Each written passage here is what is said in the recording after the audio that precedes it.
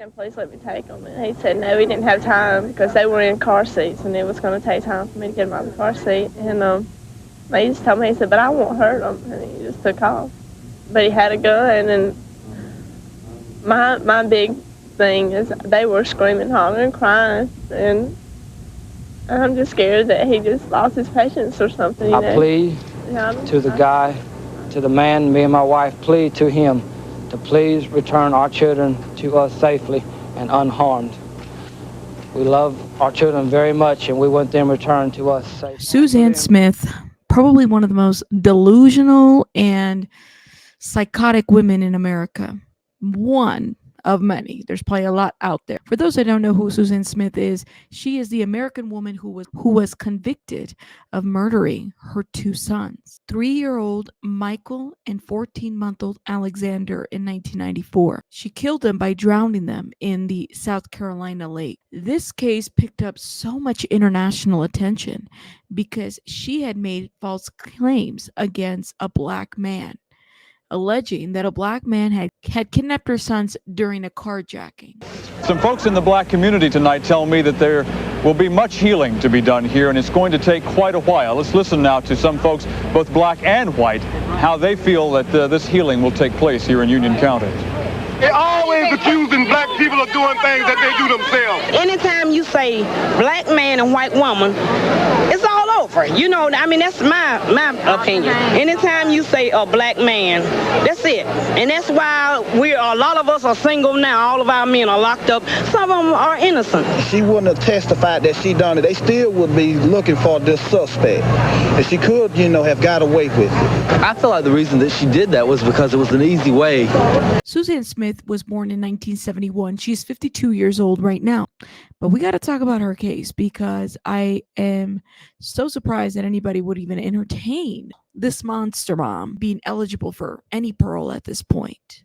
Let's get into it. Nearly 3 decades ago, Suzanne Smith did the most horrific thing that any mother could do.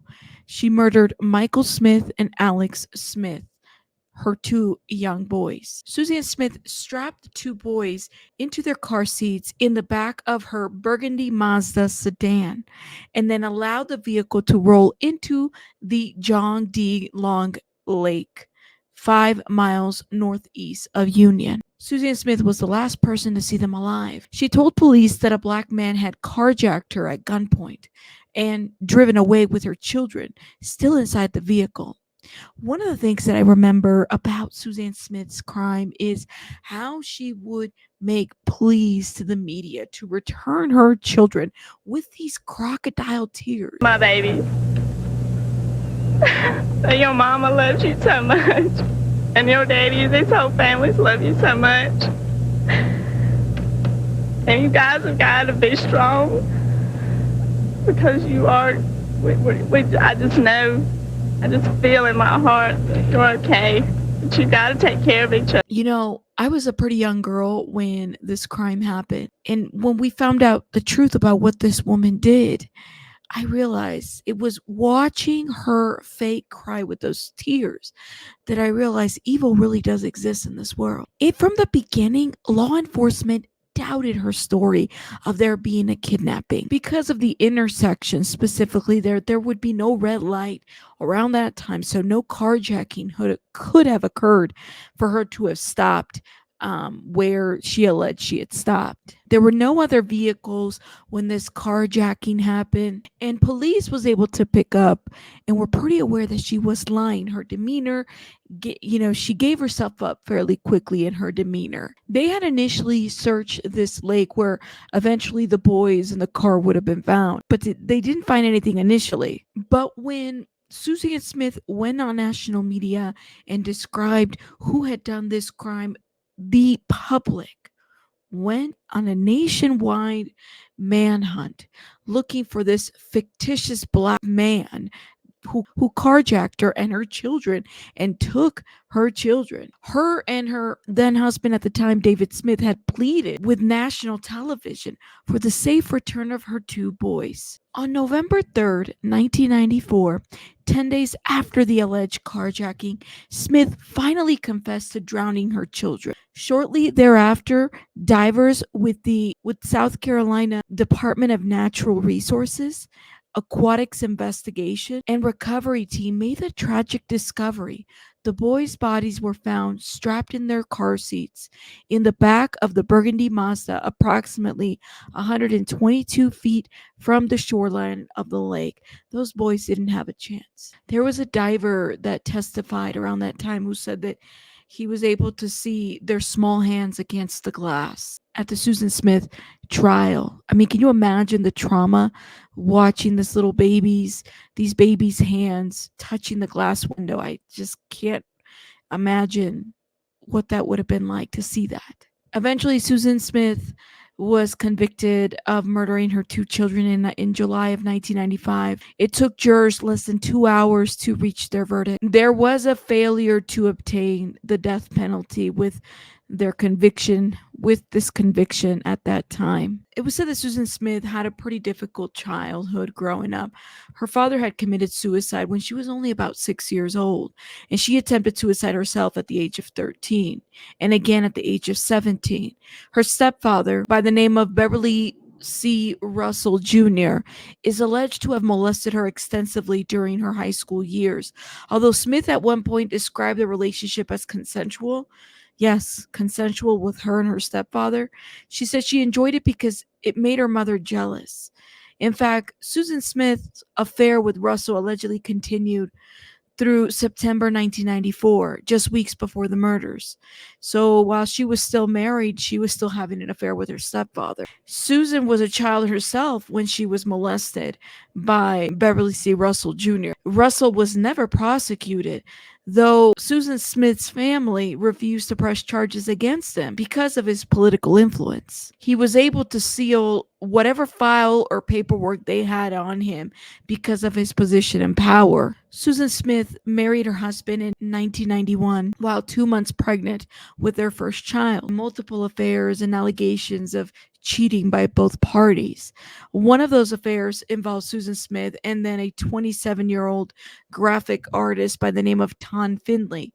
This affair began in January in 1994 and lasted 2 to 3 months. The relationship resumed in September 1994, just weeks before the murder. According to Findlay, he and Susan Smith slept together 10 times. He broke off the relationship for good on October 15th in 1994, allegedly witnessing Susan kissing a married man at a hot tub party. Finley also reported that he didn't want to have children, so that was the other thing about this situation. He didn't want to have children, but Tom Finley saw himself with Susan Smith. So maybe in Susan Smith's mind, the way she rationalizes was by murdering her children, she would have been able to have been with this man. We've seen this similar situation with the Diane Downs case that we've covered here on this channel. Now, I think it's important to discuss these cases that are closely nearing a parole date or eligibility for parole, in part because it brings awareness to the actual crimes that have happened. I think it's important to continue to discuss them, as a society, as a community. When they were searching the Mazda, they found this letter. And this was a letter that Tom Finley wrote Susan Smith that basically said, and I quote, "There are some things about you which aren't suited for me. And yes, I'm speaking about your children." He wrote in the letter, and that specific letter was submerged in the Mazda. "I am sure that your kids are good kids, but it really wouldn't matter how good they may be. The fact is, I just don't want children." This is what Tom Finley wrote in that letter that was later found submerged in the Mazda. It was said that because Tom Finley rejected her and her children, Tom Finley being insistent that they terminate their relationship is what led her to murder her children. Suzanne Smith said in her confession, and I quote, "I was in love with someone very much, but he didn't love me and never would." she noted in her confession. Sometime in 2015, Susan Smith wrote a letter to a reporter of the Columbia, South Carolina state newspaper in which she claims she's not this monster that society thinks she is. She says something went wrong that night. Tells the newspaper, I had planned to kill myself first and leave a note behind telling what had happened. I didn't believe I could face my family when the truth was revealed. According to Susan Smith's letter, there was no motive as it was not even a planned event. I was not in my right mind, she added. Now, Susan Smith has continuously made headlines, especially in the 2000s. So it was reported that she contracted a sexual transmitted disease while incarcerated. It was revealed in an investigation that she had had sex with personnel from the Department of Corrections, two specific guards. And disciplined 5 times, including, get this, for having sex with 2 correctional officers. Captain Alfred Rowe was one of them. She had enough charm to attract you to her. How did it start? Her approaching me at about 3 o'clock one morning, telling me that she thought I was the nicest officer there and that she was lonely, and things just escalated. Rowe told me he had only one sexual encounter with Susan Smith, but it was enough to cost him his job. I did a phone call not to come back to work. You were fired. Yes. Did you lose your pension? Did you lose everything? Yes. Lost it all. What do you want people to know about Susan Smith? That she's a manipulator and good at it. You make it sound as though she played you like a fiddle. She did. It's also alleged that she's engaged in, multiple sexual relationships with females. She's been caught having phone sex from behind bars, and there have been multiple misconducts and reports of her just being flirtatious. She told one of her suitors that she was chasing after that she would be a great stepmom. She could see herself around children. Susan Smith is scheduled for her first parole hearing November 4th of 2024. In my opinion, this is a woman that is very sick and that we should be very mindful of. And she is planning to request that the parole release her. Her former husband, David Smith, who is the father of the children, Michael Daniel Smith, and Alexander Tyler Smith, plans to be there to ensure that there's opposition on that end, to represent him and, the family on his side. He opposes her request to be released. It was said that David still thinks of the boys every day and doesn't ever want Susan to get out. She belongs in jail. This is what he feels like is important and necessary for everyone to know. That she belongs in jail. You know what's so interesting about Suzanne Smith as well, to add, she's had multiple suitors, and in recorded prison conversations, she's already prepared to what she's going to say to the parole board. One of the things that she was advised to tell the parole board by some of her friends is this, and I quote, say you were young and you may have had postpartum depression, which can last as long as 3 years after birth. The friends continued, I will keep you in my prayers. Meanwhile, get your speech ready for the parole board. It won't be easy. Let me ask you guys a question, and please tell me what your thoughts are in the comments.